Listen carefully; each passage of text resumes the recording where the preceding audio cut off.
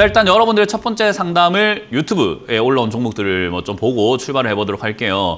유비쿼스 홀딩스라는 종목이 올라와 있습니다. 17,150원에 15% 비중을 갖고 계시는데 탈출할 수 있을까요? 라고 하셨어요. 어제 탈출하시지 뭐 하셨는가 잘 모르겠네요. 어제 사신 거라고 한다면은 최악의 실수를 선택을 저지르신 것 같고 어제 탈출 안 했다면은 뭐 하셨나 싶은 상황인 것 같아요. 자, 어쨌든 유비쿼스 홀딩스가 지금 당장의 바닥에서 반등이 이렇게 좀 나오고 있다는 것 자체, 그리고 슈팅이 어제 한번 나왔다는 건요, 끝난 건 아닙니다. 이게 윗꼬리가 달렸다는 게 무조건 나쁜 건 아니에요. 특히나 아래쪽에서 이렇게 주가가 많이 내려온 상태에서 윗꼬리가 달렸다는 것은 위쪽으로 올라가려고 하는 그런 의도가 숨겨져 있다라고 보시면 되겠죠. 그래서 오늘이 아니더라도 이거는 올라갈 가능성이 굉장히 높아져 있기 때문에 추가 매수는 없이 그냥 홀딩하셨다가 2만 원대 또는 19,000원대, 18,000원대 이렇게 올라올 때 슈팅 나올 때 바로 매도하시길 바라겠고요. 탈출할 수 있을 것 같습니다. 근데 지금처럼 어제처럼 탈출의 기회를 줬는데도 불구하고 놓치는 거는 시청자님이 되겠죠. 기회를 잡으시길 바랍니다. 이건 제가 탈출시켜 드리는 게 아니라 시청자님이 잘 보고 있다가 잘 매도하셔야 된다는 거. 탈출은 가능하다. 18,000원에서 2만 원 이상을 목표로 잡고 빨리빨리 분할 매도하라는 전략을 드려보도록 하겠습니다. 다음 전략, 다음 종목은 신화콘텍이네요. 신화콘텍을 8,200원에 33% 비중을 잡으셨는데 8,200원이면 저 위에 꼭대기입니다. 산꼭대기 이렇게 거의 걸쳐 있는 자리. 과거에 2016년에 이렇게 급등을 했다가 올라왔던 자리가 최근에 슈팅이 나오면서 한번 더 올라온 자리거든요. 이거를 잡으신 이유도 전 잘 모르겠고요. 왜 이렇게까지 급등한 걸 꼭지에 잡았는지 저도 잘 모르겠습니다. 이거는 사실 이런 식으로 매매를 하면요, 앞으로 계좌가 박살나는 일밖에 안 남아요. 이렇게 매매를 하시게 되면. 왜냐하면 역사상 최고점에 자꾸 잡는 사람이 무슨 수익이 나겠어요. 주식시장에서. 손실밖에 안 나죠. 그래서 이런 매매 자체를 그만두는 것을 저는 먼저라고 생각을 해요. 그럼 이런 거 어떻게 그만두나요? 지나고 나니까 꼭지인 걸 알았잖아요가 아니에요. 저 꼭지에 사실 때 그 감정을 잊지 마세요. 내가 또다시 그 감정이 든다면 여기는 꼭지다 하고 안 사야 된다는 거죠. 그래서 그때 그 상황을 기억을 해야 돼요. 내가 그 살 때의 상황을 기억해가지고 이러이러한 뉴스, 이러이러한 기대감, 이러이러한 희망, 이런 것들을 보고 내가 저 꼭대기에 샀었지, 사고 나니까 꼭대기더라. 그러니까 내가 그 감정이 들면은 경계해야 되겠다. 그래서 그런 식으로 여러분들이 꼭대기를 피하는 것이 맞다고 생각이 들고요.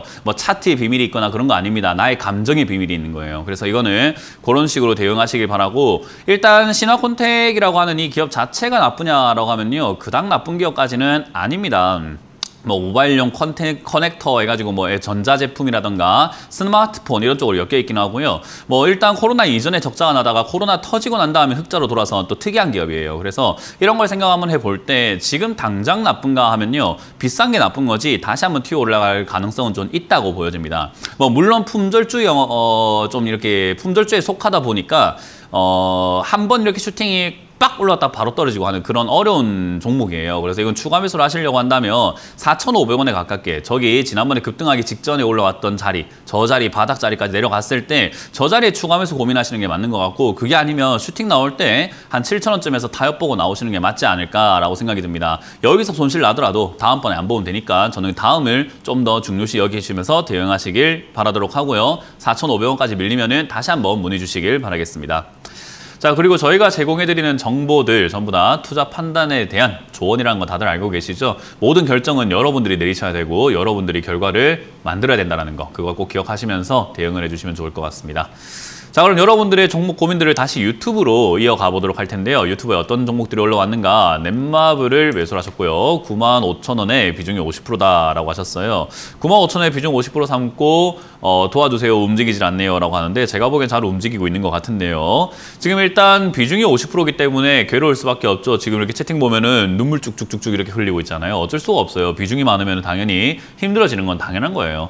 그래서 저는 비중 조절이라는 것을 굉장히 여러분들께 강조를 하고 있는 거고, 내려갈수록 무겁게 해야 되는 거다. 주가라는 것은 계속 내려갈 수 있는 상황이었다. 왜요? 지수가 빠지는 건 뻔했잖아요. 제가 계속해서 내려간다고 했고, 여러분들이 방송을 꾸준히 지켜봐 오신 분들은 제가 조금 이렇게 재수없다라고 표현하시는 분들도 있는데, 재수없어도 괜찮습니다. 저 계단식 하락 나온다고 수십 번, 수백 번, 수만 번 경고했습니다. 계단식 하락이 나올 거라고요. 작년부터 경고를 했고, 계단식 하락은 여러분들이 괴로울 것이다 라고 여러 번 경고를 했죠. 저 위쪽에서 현금화 80% 하세요까지 이야기를 했었습니다. 그런데 여러분들이 산 건요? 여러분들 잘못인 거잖아요.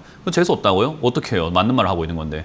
결국 여러분들이 제가 하는 모든 이야기들이 남 일처럼 느껴져야 되는 거지 내 일처럼 느껴져가지고 기분 나빠요 하면 저는 그건 오히려 잘못됐다고 생각을 해요. 비중도 50%나 많이 들어간 거 자체가 좀 잘못되지 않았나 생각을 합니다. 왜? 내려갈 게 뻔했거든요. 지수가 빠지면은 넷마블 뿐만 아니라 대기업들, 대형주들 다 빠지게 되어 있습니다. 결국 주가가 내려가는 게 뻔한데 비중을 많이 들고 있을 이유가 뭐가 있습니까? 조금 들고 있는 게 맞는 거죠. 아예 안 들고 있을 수는 없으니까. 아예 안 들고 있으려고 한다면 주식을 아예 안 한다는 말이 되는 건데 그 정도의 마인드가 있는 분들은 주식하는 사람들 중에서 제가 많이 보지를 못했어요. 현금 100% 거의 불가능합니다. 그러면 그걸 하고 있는 분들은 알아서 잘하고 계시는 분들이고 그게 아닌 분들은요. 현금화를 좀 하셨어야죠. 그러면 지금 이걸 살 현금이 있다는 것은 결국은 넷마블 하나에만 올인하겠다라는 건데 그건 또 그거대로 분산 투자를 하고 있지 않기 때문에 또 문제가 되지 않을까요? 그래서 저는 이거 여러 가지로 봤을 때 비중 50%도 문제고 현금이 있다고 하더라도 한 종목 가지고 올인하겠다라는 것도 좀 문제가 된다라고 보여집니다. 자, 결론으로 본다면 전 게임 관련주 좋습니다. 좋다고 생각을 해요. 물론 좋다고 생각하는 게 주가가 안 떨어진다는 이야기랑 연결되는 건 아니겠죠. 좋다고 생각합니다. 그러나 지수가 빠지면 주가가 밀릴 거라고 생각합니다. 그러니까 지수가 빠졌을 때 이 좋은 기업을 싸게 사는 게 저는 맞다고 생각을 하죠. 그 말은 뭐예요? 내가 사서 들고 있다는 말은 내려갔을 때 비중을 더 크게 실어야 된다라는 거죠. 그렇게 할 수 있는 정도의 현금이 있다면 저는 이제 시청자님이 결정해야 돼요. 왜? 이 한 종목에 거의 올인 수준으로 비중이 늘어나야 될 텐데 그거 감당하실 수 있겠습니까? 지금도 벌써 힘들어 보이는데요. 그래서 시청자님이 지금 힘들다 하신다면 추가하면서 없이 가져가셔도 저는 본전 이상으로 수익 내서 나올 수 있다 생각하니까 가져가시길 바라겠고요. 에이 나 그 정도 마인드 돼요. 나를 무시하나? 라는 마인드가 있다면 저는 지금 7만 원짜리쯤에서 자리를 잡는다면 또는 제 예상대로 지수가 한번 팍 빠졌을 때 얘는 5만 원까지 밀릴 수도 있고 4만 원까지 밀릴 수도 있을 거고 뭐 어디까지인지 몰라요. 그냥 빠졌을 때 그때를 기회로 삼고 추가 매수를 좀 과감하게 들어가는 게 어떨까라는 조언을 2개를 드릴 수 있을 것 같아요. 어찌됐든 올라갈 가능성이 매우 높다 생각하니까 홀딩 의견 드려보도록 하고 추가 매수는 시청자님 마인드에 따라서 결정을 해주시길 바라겠습니다.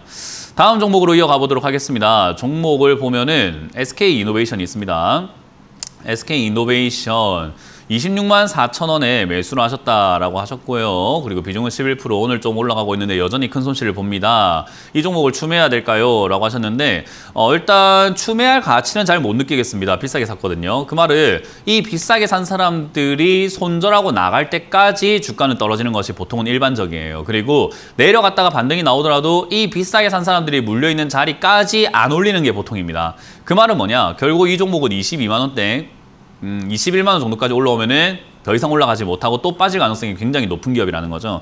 그러면 반등이 나가려고 한다면 정말 크게 반등 나가려고 한다면 어때야 될까? 그 위에 비싸게 산 사람들 지금 26만 원 이렇게 사신 분들이 손절할 정도로 내려가줘야 돼요. 그 말은 뭐냐면 지금 뭐 한 13만 원, 12만 원 이런 데까지 일시적으로라도 정말 단기간이라도 하루라도 뺐다가 올라가야 된다는 거죠. 하루 하한가, 다음날 상한가 가도 괜찮으니까 빼버려야지 사람들이 겁을 먹고 판다라는 거예요. 결국 이 자리까지 밀려야지 추가 매수가 가능한 거지 지금은 질질질질 빠지고 있어서 이거는 손절한다고 볼 수도 없고 시청자님도 손절 안 했잖아요. 그 말은 뭐죠? 남들도 안 하는 거예요. 그러니까 아무도 안 파는 기업이라는 거죠. 결국 지금 겁먹고 있는 사람들이 적다라는 거예요. 그래서 저는 추가 매수 하려거든 오히려 밑으로 한번 쭉 밀고 내려갔을 때가 기회가 될 것 같다라고 설명해드리고 싶고 저는 지수가 이런 종목들 때문에 이런 종목이 지금 눈에 너무 많이 보이기 때문에 한번 뺄 거다라고 예상을 하고 있는 거죠. 왜? 종목들이 다 비슷하게 움직이고 있거든요. 그래서 한번 더 빼버리면은 겁먹을 자리들이에요. 그래서 여기서 한번 더 밀리면은 저는 그때가 기회다. 그래서 오히려 12만 원, 13만 원에 가깝게 추가 매수를 하시는 것이 좋다. 뭐 하루하루 내려가는 게 아니라 정말 단기간에 쭉 뺐다가 쭉 올라갈 수 있어요. 하루에 막 10몇 프로 빠질 수 있거든요. 그러면 그때 저는 추가 매수가 맞다 생각이 됩니다. 오늘 올라가고 내려가는 거에 큰 의미 두지 마시고 13만 원에 추가 매수만 딱 기억하시고 이 종목을 계좌에서 덮어버리시길 바라겠습니다. 추가 매수 하실 때까지는 좀 홀딩 의견 드려보도록 할게요. 다음 종목도 이어가 보도록 하겠습니다. 다음 종목은 STX 중공업입니다. SK 이노베이션과 마찬가지로 이 종목은 비싸게 샀기 때문에 문제가 되는 건데요. 7,150원에 매수를 하셨어요. 비중 20%고요. 1년 전에 매수를 했는데 탈출할 수 있을까요? 라고 하셨어요. 일단 1년 전에 STX 중공업은 수소차 관련주로 이렇게 엮여 있을 때 매수하셨는데 요즘에 수소차 뭐 이야기 나오나요? 한때 이렇게 유행했던 것들 있잖아요. 우리 그런 거 있죠. 우리 홈쇼핑 같은 것도 보고 옷도 보면요. 유행했던 거 사면 그거 처치곤란 되는 경우가 많아요. 제가 집에 그 입에 물고 이렇게 막 흔드는 거 있거든요. 옆에 이렇게 추가 달려가지고 입에 물고 막 흔드는 거 있어요. 그거 하면 뭐 턱살이 빠지고 얼굴이 이뻐진다고 샀는데 그거 한 2번 하고 안 쓰고 있거든요. 그 당근하실 분들 좀 사가세요. 저 지금 처치곤란이니까. 비싸게 산 거잖아요. 결국은 그때 한때 유행했던 걸 사게 되면은 결국 우리가 그걸 제대로 활용하지 못했을 때 문제가 생기더라라는 거죠. 이것도 똑같아요. SX중공업 수소차 한때 유행할 때 사셨던 분들은요. 지금 이제 처치곤란이에요. 이거. 결국은 내가 손해보고라도 팔 수밖에 없는 거죠. 저도 그런 물건을 샀을 때 제가 잘 활용을 하고 있다면 상관없는데 안 쓰니까 처치곤란이 되고 싸게 팔 수밖에 없는 거죠. 손해 나는 거죠. 결국은 이런 식으로 손해보는 게 소비자 마인드로 주식을 접근했기 때문입니다. 내가 사가지고 비싸게 팔아내겠다는 장사꾼의 마인드로 들어갔다면요. 어땠을까요? 이렇게 안 했겠죠. 결국 STX중공업 같은 경우도요. 지금 당장에 올라갈 수 있는 기업인가 적자 흑자를 왔다 갔다 하고 있는 기업이어가지고 뭐 일정한 어떤 테마가 형성되지 않는다면 다시 올라가기가 굉장히 힘들 것 같아요. 그 말은 안 올라간다는 뜻이 아니라 오래 걸린다는 뜻이에요. 이 기업 자체가 뭐 망할 것인가 하면은요, 망할 것 같지는 않으나 그래도 올라오는 데까지 시간이 많이 걸릴 거라는 거죠. 그래서 원금까지 올라갈 수 있을까요? 라는 질문에는 yes, 맞습니다. 올라올 것 같아요. 그러나 빨리 올라올까요? 라는 질문에는 아니요, 오래 걸릴 것 같습니다가 맞는 것 같아요. 뭐 물론 제 예상을 뚫고 갑자기 개별적인 호재가 나오면서 급등을 해가지고 내일 당장 급등해가지고 뭐 본전 찾을지도 모르죠. 그건 번외로 치고 지금 그냥 단순한 흐름으로 본다면은 오래 걸릴 수밖에 없더라. 추가 매수는 안 하시는 게 좋을 것 같고요. 한다면 지금 지지가 되고 있는 4,000원대 이 자리가 무너졌을 때 3,000원에 가깝게 또는 2,000원에 가깝게 추가 매수를 해서 매수가를 왕창 낮춰야지 다음 반등 때 탈출하기가 쉬워진다는 것만 기억하시면 되겠고요. 지금은 추가 매수 없이 가지고 가시더라도 힘은 있는 기업이기 때문에 본전 탈출은 가능할 것 같다. 그래서 지금 당장 4,000원대에서는 추가 매수 없이 지켜보다가 반등 시 본전 매도. 만약 밀려준다면 그때는 좀 추가 매수 하셔가지고 기회를 잡아서 다음 반등 때 본전 이상에서 수익을 좀 챙겨서 매도해도 괜찮겠다라는 전략을 드려보도록 할게요. 시간은 많이 걸릴 거라는 거 명심하시고 대응하시길 바랍니다.